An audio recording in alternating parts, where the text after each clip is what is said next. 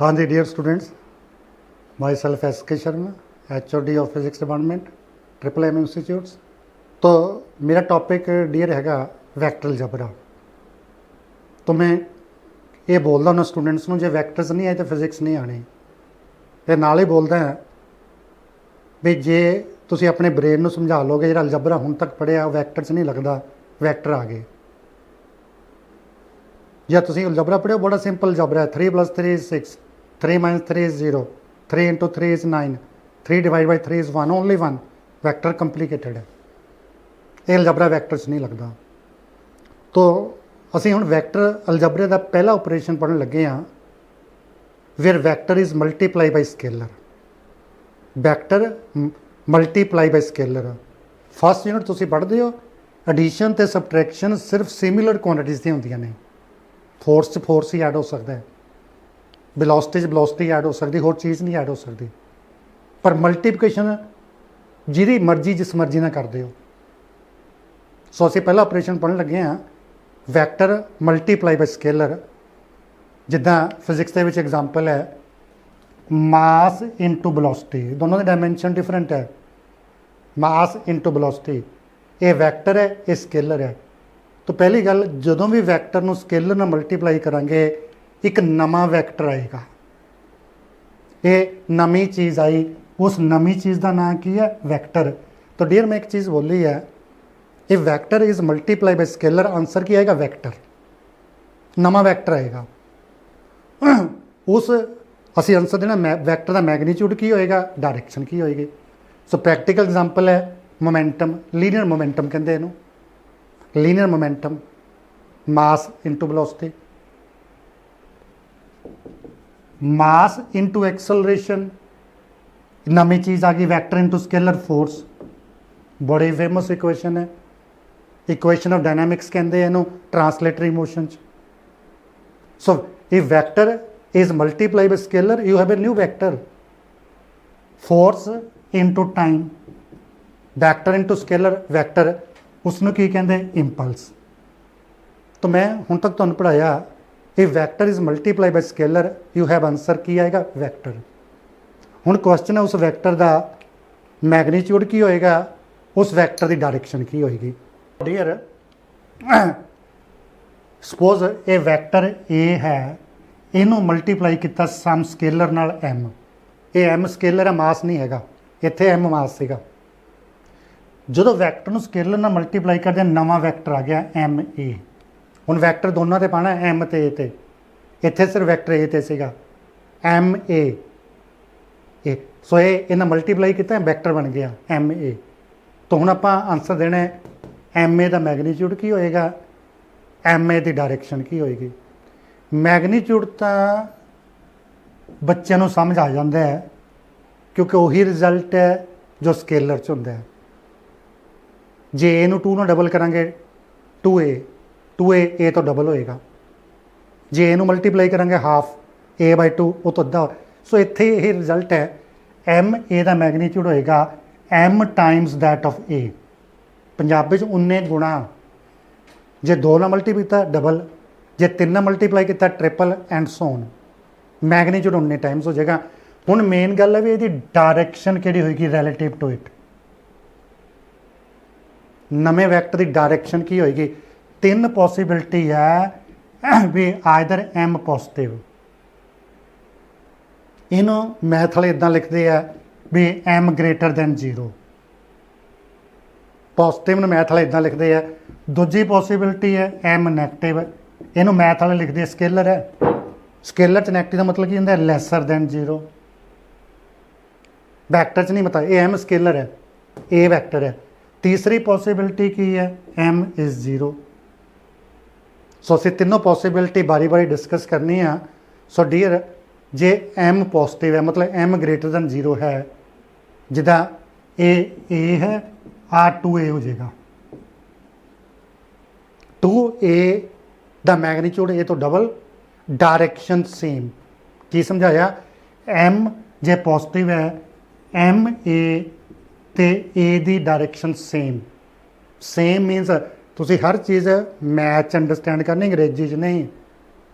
So same मीनस M A ते A च angle कितना होएगा 0 डिग्री।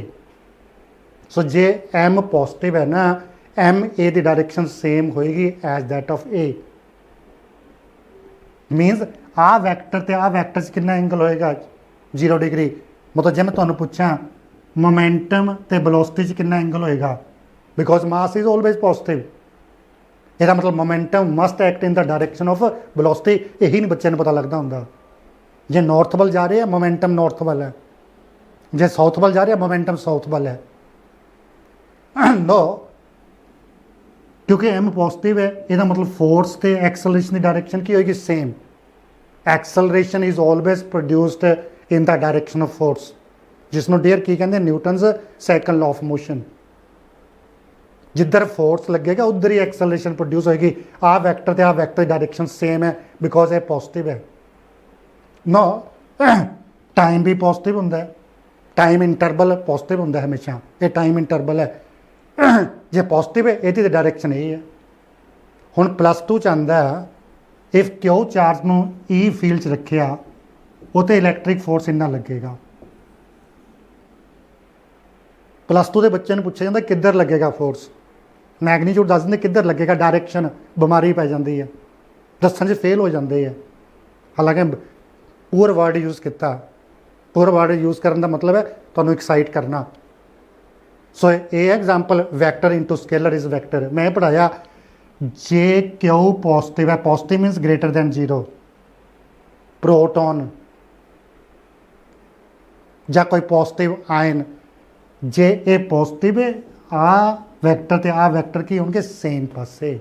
सो पॉजिटिव चार्ज से फोर्स किधर लगेगा इलैक्ट्रिक फील्ड वाल। जे क्यू नैगेटिव है, इलैक्ट्रॉन से चार्ज नैगेटिव होंगे, जे नैगेटिव है यदी डायरेक्शन की होगी आपोजिट। सो इलैक्ट्रॉन से फोर्स किधर लगेगा फील्ड तो आपोजिट। सो डियर की पढ़ रहे हैं, if vector is multiply by scalar answer is vector. उस वैक्टर का मैगनीट्यूड कितना होएगा उन्ने टाइम्स जिन्ने नंबर ना मल्टीप्लाई किया, उन्ने टाइम जिन्ने नंबर ना मल्टीप्लाई किया। हुण आ गई डायरेक्शन, जे एम पॉजिटिव है तो m a will act in the direction of a. Will act in the direction of a means ना दोनों वैक्टर च एंगल 0 डिग्री होएगा, लाइन ऑफ एक्शन सेम होएगी। नो दूजी पॉसिबिलिटी जे एम नैगेटिव है मीनस लैस दैन 0। स्केलर च negative का मतलब की होंगे लैस दैन 0, वैक्टर च नहीं। एम स्केलर है, मैं बार बार रिपीट कर रहा। तो जे ए नैगेटिव है एम, फिर डियर एम ए की डायरेक्शन होएगी अपोजिट टू ए। सो ए है -2 होएगा, फिर एम की डायरेक्शन अपोजिट टू ए होएगी, जिसका मैथ के मतलब की है 180 डिग्री। ਇਹਦਾ मतलब डियर जे एम 0 नहीं है, ਇਹਦਾ मतलब एम ए ते ए च एंगल कितना होएगा आइदर 0 और 180, there is no other possibility. जे एम 0 नहीं है, एम ए ते ए च एंगल कितना होएगा आइदर 0 और 180। 0 तां होएगा जे एम पॉजिटिव है, 180 तां होएगा जे एम की है negative. There is dear no other possibility. तो ये तो पहला तुसीं पढ़ चुके हो जिहड़े वैक्टर च एंगल 0 ਜਾਂ 180 ਉਹਨੂੰ ਕੀ ਕਹਿੰਦੇ ਆ ਕੋਲੀਨੀਅਰ। ਇਹਦਾ मतलब डियर एम ए पक्का कोलीनियर होएगा ए नूं, एम ए पक्का कोलीनियर होएगा ए नूं। फिर और उल्ट जिहड़ा अगे यूज होंदा है कि जे एम 0 नहीं है, एम ए ते ए कोलीनियर है, और उल्ट जे दो वैक्टर कोलीनियर है तो एक दूजे का की होएगा स्केलर मल्टीपल। जे दो कोलीनियर एक दूजे का की होएगा स्केलर मल्टीपल। अगे जे सेम डायरेक्शन है एक दूजे का की होएगा पॉजिटिव मल्टीपल, जे अपोजिट डायरेक्शन है एक दूजे का की होएगा नैगेटिव मल्टीपल। हुण तीसरे केस ते आ जाइए, इफ एम इज 0, जे एम 0 हो गया ना, फिर डियर जरा एम इंटू ए, एम 0 है 0 इंटू ए एक नवा वैक्टर बन जाएगा जिसनों की कहते हैं zero vector. Zero vector symbol होंगे कैपिटल ओ। जीरो वैक्टर किसनों कहते जिहदा मैगनीट्यूड जीरो है। सो जे एम जीरो है तो एम इंटू ए की होएगा जीरो वैक्टर। जीरो वैक्टर किसनों कहते जिहदा मैगनीट्यूड की है जीरो। जीरो वैक्टर की डायरेक्शन मैटर नहीं करती, मीनिंगलैस है। मैं कहा 0 मीटर नॉर्थ बल गया, 0 मीटर साउथ बल गया, क्या कोई फर्क है? कोई फर्क नहीं। कहा एक बस 0 मीटर पर सैकेंड नाल मालपुर बल जा रही है, एक 0 मीटर पर नाल जलंधर बल जा रही है सेम जगह, तो क्या कोई फर्क होएगा? कोई फर्क नहीं। जीरो वैक्टर की डायरेक्शन मैटर डियर नहीं करती। तो असीं कहांगे zero vector can have any direction, random direction, this direction is meaningless. हुण जे मैं तुहानूं पूछां भी जे एम स्केलर है, एम ए ते ए च कितना एंगल होएगा? सो आंसर की है इफ एम इज पॉजिटिव ये एंगल कितना होगा zero, if M is negative ये एंगल कितना होगा 180, इफ एम इज जीरो फिर एम ए ते ए एंगल कितना होएगा एनी, कुछ भी। सो जे एम जीरो नहीं है फिर ये एंगल जां जीरो होएगा जां 180 होएगा। सो जे दो वैक्टर च एंगल जीरो जां 180 है तो उन्होंने की कहते हैं कोलिनियर। सो ये सीगा डियर multiplication of vector by scalar. Vectors को ऐड कैसे करते हैं? वेक्टर एडिशन, जैसे आप स्केलर को ऐड करते हो 5 + 3 इज 8, ईजी है scalar addition. Vector addition quite complicated है, तो मैं आपको पढ़ाऊंगा 5 newton + 3 newton can have any value from 8 Newton to 2 Newton, any value from this to this. So vector addition is very complicated as compared to scalar addition. तो जैसे हम 2 scalars को add करते हैं एक नया नंबर आता है, ऐसे जब आप वेक्टर्स को ऐड करोगे, सपोज आपने कई वेक्टर्स ऐड किए से a b c, you will have new vector, उसका नाम हम क्या रखते हैं? Resultant. Resultant. So resultant of number of vector क्या होता है? Single vector which produces same effect number 2 in same direction. जब भी वेक्टर की बात करनी है आपने दो चीज़ों की बात जरूर करनी है, magnitude as well as direction. So resultant of 2 vector, 2 और more than 2 vector is a single vector which produces same effect in magnitude as well as direction as all vector produces combinedly।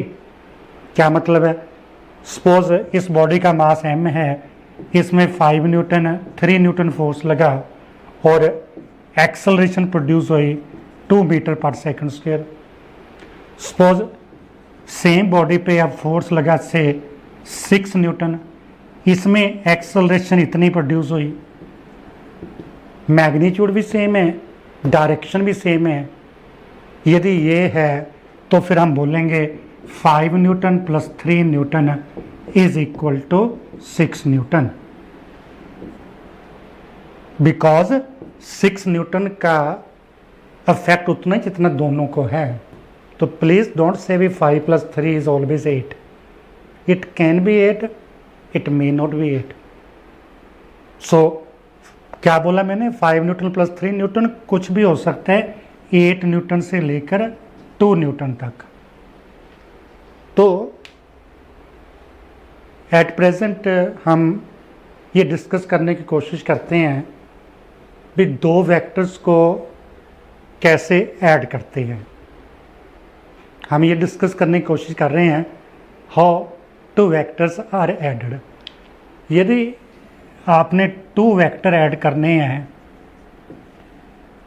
There are 2 possibilities, either दोनों vector collinear है और दोनों vector non collinear है। तो इससे पहले आप पढ़ चुके हो कोलिनियर वेक्टर में आइदर एंगल 0 होता है और 180 होता है। उनकी लाइन ऑफ एक्शन में आइदर एंगल ये होगा और ये होगा।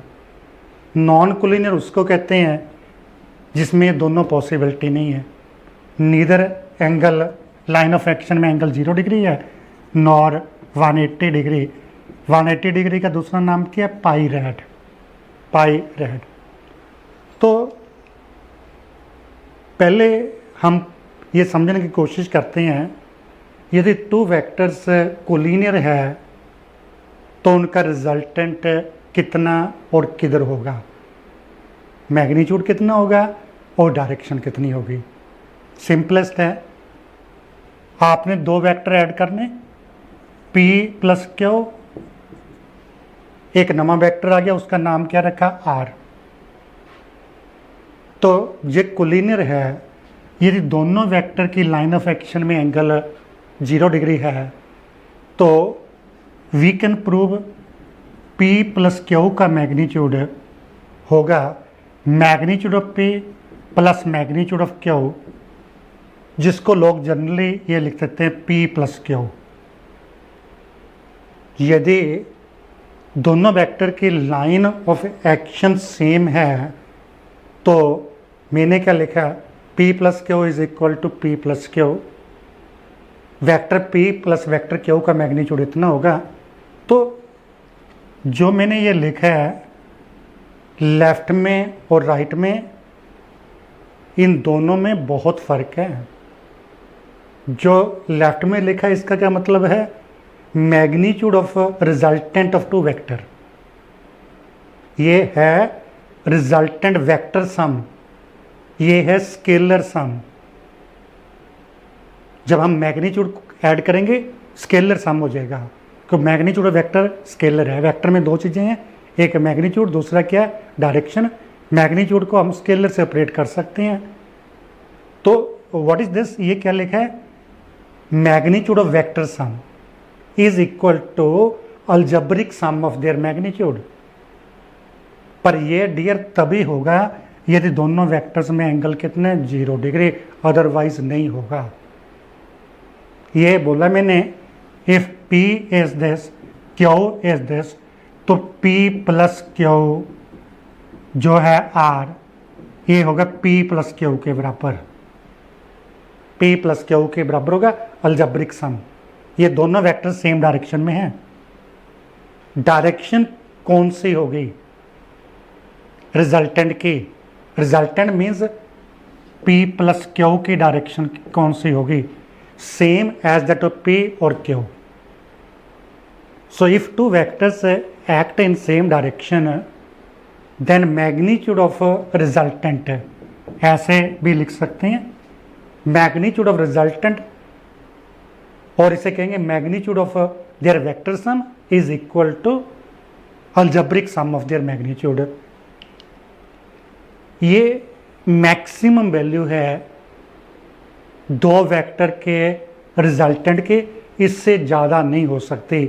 सो मैंने ये बोला, if 5 newton and 3 newton act in same direction then इन दोनों का रिजल्टेंट कितना बन जाएगा 8 न्यूटन। दूसरा क्या बोला, ये P है ये Q है, तो R means P plus Q की डायरेक्शन कौन सी होगी, same as that of P और Q। मैथ में इसका क्या मतलब है, ये P एंड Q के बीच में एंगल 0 है तो P प्लस Q P के साथ भी 0 एंगल बनाएगा, Q के साथ भी 0 एंगल बनाएगा। क्या मतलब है, if P and Q are collinear to each other then their resultant is also collinear to each other। तो फिर बोल रहा हूँ, इस केस में रिजल्टेंट का जो मैग्नीट्यूड है मैक्सिमम वैल्यू होगी। इन ऑल अदर केस जी if theta is not 0 degree then P plus Q का मैग्नीट्यूड डेफिनेटली लेस देन होगा P प्लस Q से। अलजेब्रिक सम से ये डेफिनेटली क्या होगा, कम होगा। मतलब यदि इन दोनों में एंगल 0 नहीं है देन 5 न्यूटन प्लस 3 न्यूटन का मैग्नीट्यूड डेफिनेटली लेस देन होगा 8 न्यूटन।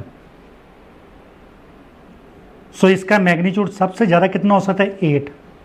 8 कब होगा when both acts in same direction. So in general ये लेस देन और इक्वल टू क्या होगा दिस। साइन ऑफ इक्वलिटी कब आएगा when both this vector act in same direction. No case 2, if both vectors x in opposite direction, यदि दोनों vector opposite में है, इसमें भी आप लिखोगे r equal to p plus q. So if this is p, this is q, मतलब ये 5 न्यूटन है, ये 3 न्यूटन है। इस केस में 5 न्यूटन प्लस 3 न्यूटन का मैग्नीट्यूड कितना होगा when both vector act in opposite direction, then इसमें जो r का मैग्नीट्यूड है मीन्स p प्लस क्यू का मैग्नीट्यूड है, ये बराबर होगा आइदर p माइनस क्यू और q minus p। p minus Q कब होगा when p का मैग्नीट्यूड q से ज़्यादा है। q माइनस p कब होगा जब p का मैग्नीट्यूड q से कम है। तो मैंने लास्ट टाइम बोला था वेक्टर का मैग्नीट्यूड ऑलवेज पॉजिटिव होता है, तो इसका आपने मैग्नीट्यूड पॉजिटिव निकालना।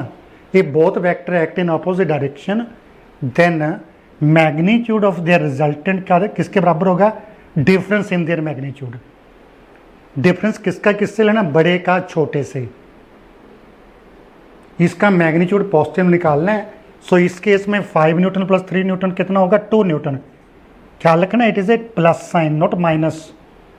प्लस है, ये एडिशन है, मैं एडिशन पढ़ा रहा हूँ आपको, सब्ट्रैक्शन नहीं पढ़ा रहा। और इस केस में डायरेक्शन कौन सी होगी आर की, ये both vectors x in opposite direction, P A है क्यू ए है। तो ये पी क्यू से बड़ा है तो आर होगा इन द डायरेक्शन ऑफ पी। अब आर होगा पी माइनस क्यू, आर होगा इन द डायरेक्शन ऑफ पी। इसका मैथ में क्या मतलब है, आपने मैथ में अंडरस्टैंड करना जो बोला जा रहा है। क्वेश्चन आएंगे, क्वेश्चन मैथ में आएंगे, थ्योरी नहीं आती, कंपटीशन में थ्योरी नहीं आती। थ्योरी आती है से 15%, 20%, 80% मैथमेटिकल क्वेश्चंस।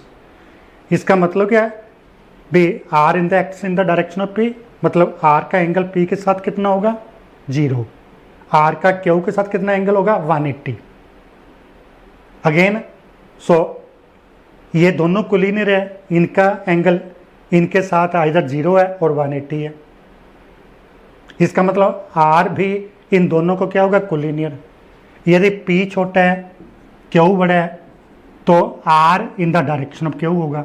फिर आर लिखना क्यू माइनस पी, ये मैग्नीट्यूड है एंड इसके डायरेक्शन की होगी जो same as that of q, जो क्यू की डायरेक्शन है। तो ये तो दो एक्सट्रीम केस हैं। If both vector act in same direction then p plus q will be equal to p plus q, और in general it will be less than और equal to this. It is a, ये vectors हैं, ये क्या है there magnitude algebraic सम, इससे ज़्यादा नहीं हो सकता। 5 newton plus 3 newton can never be more than 8 newton. ये साइन ऑफ इक्वलिटी कब आएगा जब इन दोनों में एंगल कितने 0, and it will definitely more than equal to p minus Q और q minus P, depending upon किस वेक्टर का मैग्नीट्यूड बड़ा है।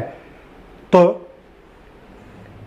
सो p प्लस क्यू का मैग्नीट्यूड ऑलवेज लाइक करेगा between p plus Q and p minus Q. मैं यहाँ assume कर रहा हूँ p क्यू से बड़ा है। अब हम पढ़ेंगे यदि आपने नॉन कोलिनियर वेक्टर्स ऐड करने हैं। नॉन कोलिनियर वेक्टर्स किनको कहते हैं, जिनमें आइदर नीदर एंगल 0 डिग्री है नॉर 180। सो यदि आपने नॉन कोलिनियर वेक्टर्स ऐड करने हैं उसके लिए आपके पास दो लॉज ने, एक triangles law of vector addition, दूसरा parallelogram law of vector addition. Triangles law of vector addition and parallelogram law of vector addition. Triangles law क्या कहता है, सपोज ये वेक्टर P है, ये Q आपने ऐड करने हैं। पॉइंट O से ड्रॉ किया vector OA which is equal to P। Vector कब इक्वल होते हैं? Magnitude equal, direction same. इसकी डायरेक्शन इस वाली है। सो ए से वेक्टर ड्रॉ किया ए बी जो क्यू के बराबर है, मतलब इसका मैग्नीट्यूड इसके बराबर है। तो ट्रायंगल लॉ कहता है जो ये साइड है ना, ये रिप्रेजेंट करेगी इन दोनों का वेक्टर सम, इन दोनों का vector sum. So triangle law ये कह रहा है O A plus A B equal to O B. ख्याल रखना मैंने ये नहीं लिखा O A plus A B equal to O B, ये नहीं लिखा। ये तभी ट्रू होगा यदि इन दोनों के बीच में एंगल 0 है, अदरवाइज नहीं होगा। सो यू शुड नो, ये इसका मतलब डिफरेंट है, इसका मतलब डिफरेंट है। सो ट्रायंगल लॉ की स्टेटमेंट क्या है? If two vectors are represented completely in magnitude and direction by two sides of a triangle taken in same order. Same order का मतलब क्या है? जहाँ पे P खत्म हुआ क्यू वहाँ से शुरू होगा।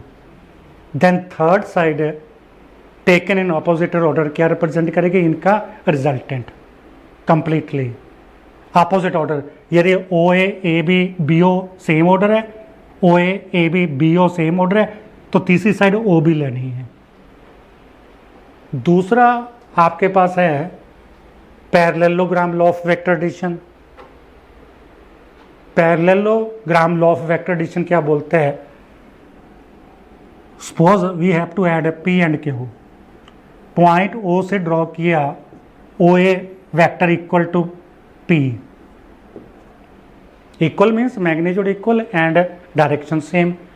O से वेक्टर ड्रॉ किया OB which is equal to Q। Then complete this parallelogram. तो ये लॉ कहते हैं ये वेक्टर, ये डायगोनल रिप्रेजेंट करेगा P प्लस Q। इसको कहते हैं parallelogram law of vector addition. क्या बोला? If two vectors are represented completely in magnitude and direction by two adjacent sides of a parallelogram, तो जो डायगोनल इनके पॉइंट ऑफ इंटरसेक्शन से पास करेगा वो रिप्रेजेंट करेगा इनका रिजल्टेंट। आगे वाले लेक्चर में पढ़ेंगे ये पता क्या रिप्रेजेंट करेगा? इनका डिफरेंस, इनका डिफरेंस। सो कौन सा डायगोनल लेना है? जो डायगोनल इनके पॉइंट ऑफ इंटरसेक्शन से पास करता है। जो ट्रायंगल्स लॉ और पैरेललोग्राम लॉ है, ये रिजल्टेंट डिफाइन करते हैं क्वालिटेटिवली। भी ये साइड रिजल्टेंट होगी, ये डायगोनल रिजल्टेंट होगा। नॉट कंप्लीटली मैथमेटिकली नहीं डिफाइन करते, एनालिटिकली नहीं डिफाइन करते। Analytically means 5 newton plus 3 Newton मैंने बोला है, 2 न्यूटन से 8 न्यूटन तक कितना हो सकता है? ये सेम डायरेक्शन में तो 8 है, ये अपोजिट है 2, इन बिटवीन कुछ भी हो सकता है, कितना होगा? उसका एग्जैक्ट आंसर आपके पास एक लॉ है जो +2 में +1 में रोज़ यूज़ होता है जब आपने वेक्टर से ऐड करने हैं। वो क्या है? जिसे कहते हैं analytical method of vector addition. Suppose ये वेक्टर P है, एक Q है, इनके बीच में एंगल थीटा है। तो मैंने आपको पढ़ाया है ये क्या होगा? R means P plus Q। We can prove way R का मैग्नीट्यूड, जिसका नाम मैं R रखूँगा, मीन्स P प्लस Q का मैग्नीट्यूड इतना होगा, P² plus Q² plus 2PQ cos theta का अंडर रूट। जब भी हमने वेक्टर 2 ऐड करने हैं, इस मेथड से रिजल्टेंट का मैग्नीट्यूड निकालेंगे। थीटा P एंड Q की लाइन ऑफ एक्शन के बीच में एंगल है। रिजल्टेंट की डायरेक्शन क्या है? सपोज रिजल्टेंट एंगल बना रहा है बीटा P के साथ, रिजल्टेंट एंगल बना रहा है बीटा P के साथ। We can prove tan beta is Q sin theta upon P plus Q cos theta. तो इससे डायरेक्शन आएगी रिजल्टेंट की तो आपको पता होना चाहिए resultant what is Vita. Vita is the angle जो P प्लस क्यू P के साथ बना रहा है। यदि कोई बच्चा लिख देता है P क्यू को इंटरचेंज कर देता है, इसे लिखता है P साइन थीटा, P की जगह Q plus P cos theta, फिर भी ये ठीक होगा, पर फिर ये एंगल आएगा क्यू के साथ, ये वाला। तो क्वेश्चन में बच्चों को जनरली पता नहीं लगता वीटा क्या है जी। यदि आपने फार्मूला यूज किया, Vita is the angle that resultant makes with vector P। फिर special case, if theta is zero, theta zero means P and Q act in same direction. ये पहले पढ़ाया, फिर यहाँ से आप प्रूव कर सकते हो। R means P plus Q का मैग्नीट्यूड कितना होगा, P प्लस Q।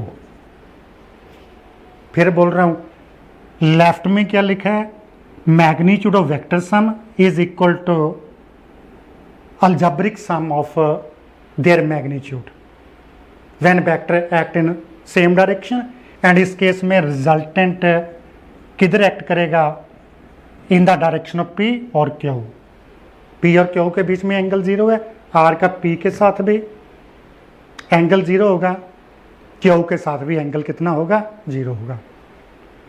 दूसरा special case, if both vectors are normal to each other, ये एंगल 90 है, तो फिर थीटा 90 कॉस 90 जीरो, फिर P प्लस Q का मैग्नीट्यूड जिसका नाम R रख रहे हैं, थीटा 90 कॉस 90 जीरो, ये जीरो हो जाएगा, फिर ये होगा।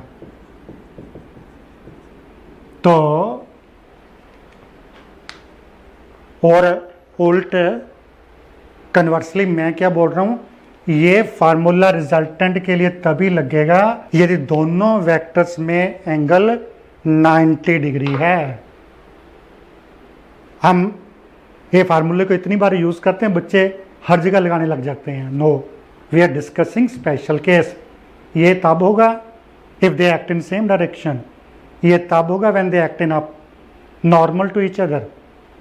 तो इस केस में डायरेक्शन कौन सी होगी, डायरेक्शन के लिए फार्मूला ये है, थीटा 90, सो tan बीटा थीटा 90 साइन 90 1 होता है, cos 90 zero, so beta Q upon P।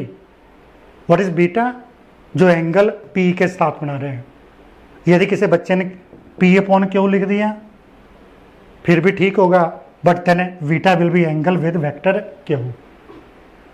फिर तीसरा case, if both vector act in opposite direction, जैसे पहले डिस्कस किया है, if both vectors act in opposite direction means ये P ये Q, ये एंगल 180 डिग्री और पाई रेड। सो यदि रिजल्टेंट का मैग्नीट्यूड लिखोगे, ये यहाँ पे आ जाएगा cos 180, cos 180 होता है -1। एक रिजल्ट आपको याद होना चाहिए स्पेशली मेडिकल को, वो ये है sine n pi is always zero, cos n pi is either +1 और -1, where n is 0 1 2 3 so on। Sine n pi is always zero, cos n pi either +1 और -1, cos 0 +1, cos पाई -1, cos 2 पाई +1, cos 3 पाई -1। मतलब if n even है तो +1, यदि n odd है तो -1, where sine n pi is always 0। तो cos 180 -1, so if both vector act in opposite direction, यदि आप इसको सॉल्व करोगे, ये सॉल्व करके आएगा आइदर P माइनस Q और Q माइनस P, दोनों में एक आंसर आएगा। ये तब होगा if P is greater than Q, ये तब होगा if P is less than Q। जो पहले बताया, यदि P बड़ा है तो R होएगा P माइनस Q, यदि P छोटा है Q बड़ा है तो P प्लस Q होगा क्यू माइनस पी। और डायरेक्शन कौन सी होगी, जो पहले बोला है, यदि P बड़ा है तो magnitude P minus Q and R will act in the direction of P। मतलब R का P के साथ एंगल कितना होगा 0, तो नेचुरली Q के साथ कितना होगा 180। यदि P छोटा है, P is less than Q, then P plus Q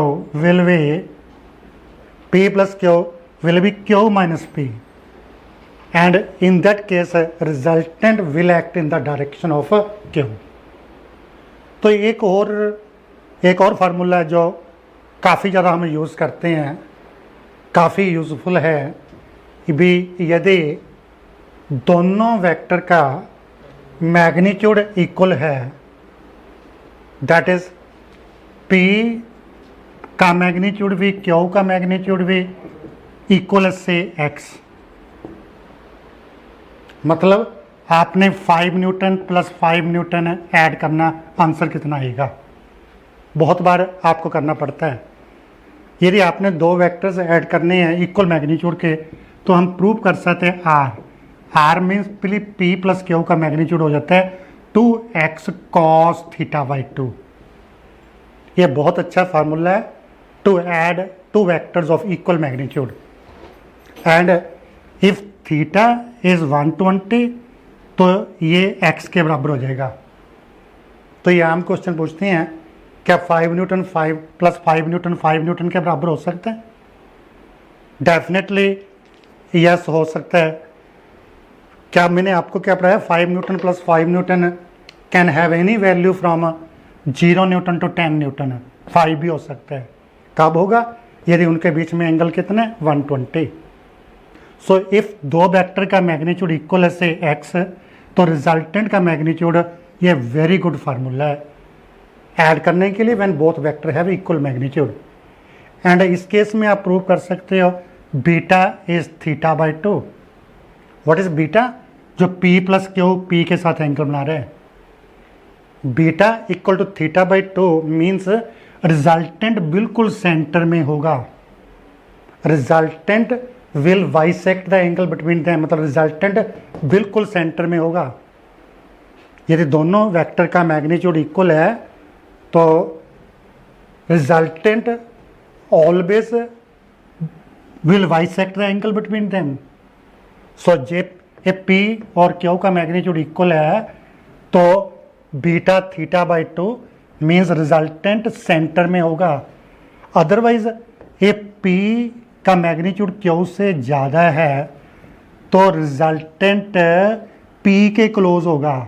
P के क्लोज मतलब फिर बीटा क्या होगा, less than theta by 2। And if P का मैग्नीट्यूड कम है Q से, P छोटा है Q बड़ा है, फिर रिजल्टेंट Q के क्लोज होगा, फिर बीटा क्या होगा, ग्रेटर देन थीटा बाई 2। तो एक और चीज़ है जो हम मल्टीपल क्वेश्चन को, जो मल्टीपल का क्वेश्चन है, सिर्फ क्वेश्चन नहीं करना, मिनिमम टाइम पे करना है। तो मैंने आपको बोला यदि दो वेक्टर नॉर्मल है तो P प्लस Q का मैग्नीट्यूड कितना होगा, P square plus Q square. Only true if these are normal to each other. Now यदि दोनों का मैग्नीट्यूड इक्वल है, ये भी x ये भी x, तो क्या बन गया, X square plus X square is under root 2x।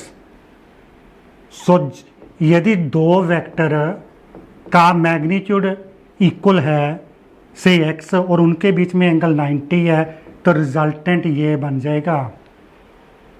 ये टिप्स हैं कि ये क्वेश्चन को कम टाइम में करने के लिए।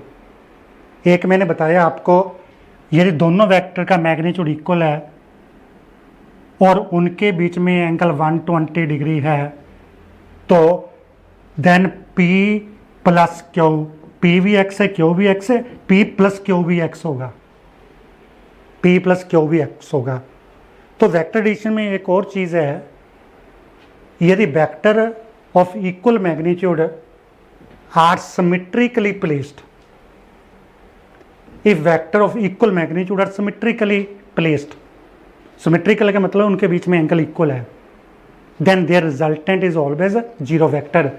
क्या जैसे ये दो वेक्टर हैं, दोनों का मैग्नीट्यूड सेम है, इसका मैग्नीट्यूड भी x है, इसका भी x है, तो इस केस में p प्लस क्यू का मैग्नीट्यूड पक्का कितना होगा 0।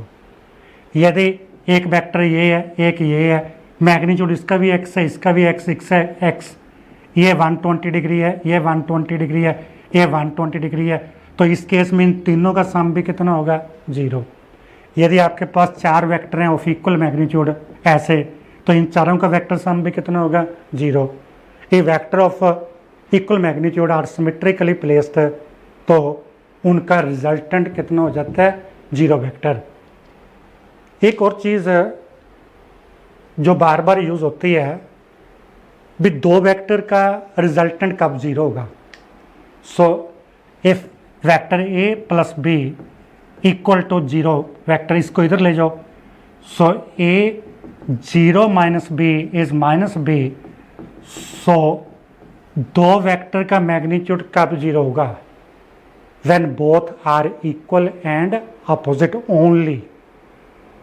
दो वेक्टर का रिजल्टेंट सिर्फ तब 0 होगा when both are equal and opposite. जैसे डायनामिक्स में आता है action and reaction, third law, equal and opposite, action and reaction are equal and opposite. यदि आपने एक्शन और रिएक्शन दोनों को ऐड करना है तो सम पक्का 0 आएगा यदि ऐड करना है। फिर 3 वेक्टर का सम कब 0 होगा, 3 वेक्टर का sum A plus B plus C equal to 0 vector. मुझे सम नहीं बोलना चाहिए, सम स्केलर में बोलते हैं, पर स्टिल हम बोल देते हैं क्या बोलना चाहिए, रिजल्टेंट। 3 वेक्टर का रिजल्टेंट तब 0 होगा if they are represented by 3 sides of a triangle taken in same order. इस केस में इन तीनों का रिजल्टेंट क्या होगा 0। तो यहाँ क्वेश्चन पूछते हैं कि 3 वेक्टर है, नंबर 1 कोप्लेनर है, नंबर 2 नॉन कोप्लेनर है, क्या रिजल्टेंट 0 हो सकता है। मैंने आपको लास्ट टाइम बताया था प्लेनर का मतलब सेम प्लेन। प्लेन किस में कहते हैं, जिसमें सिर्फ 2 कोऑर्डिनेट चेंज होते हैं। तो डियर ट्रायंगल की तीनों साइड सेम प्लेन में होती हैं, मतलब 3 वेक्टर का सम रिजल्टेंट तभी 0 होगा if they are planar. If 3 vectors are non coplanar, फिर उसका रिजल्टेंट कभी भी 0 नहीं होगा। 4 का कैसे भी 0 हो सकता है। तो मैं आपसे थोड़ा वेक्टर एडिशन के बारे में डिस्कस किया, ज़्यादा डिटेल में तो नहीं किया, कुछ पॉइंट्स बताए हैं, आपको पता होना चाहिए। So thank you for listening me, thanks.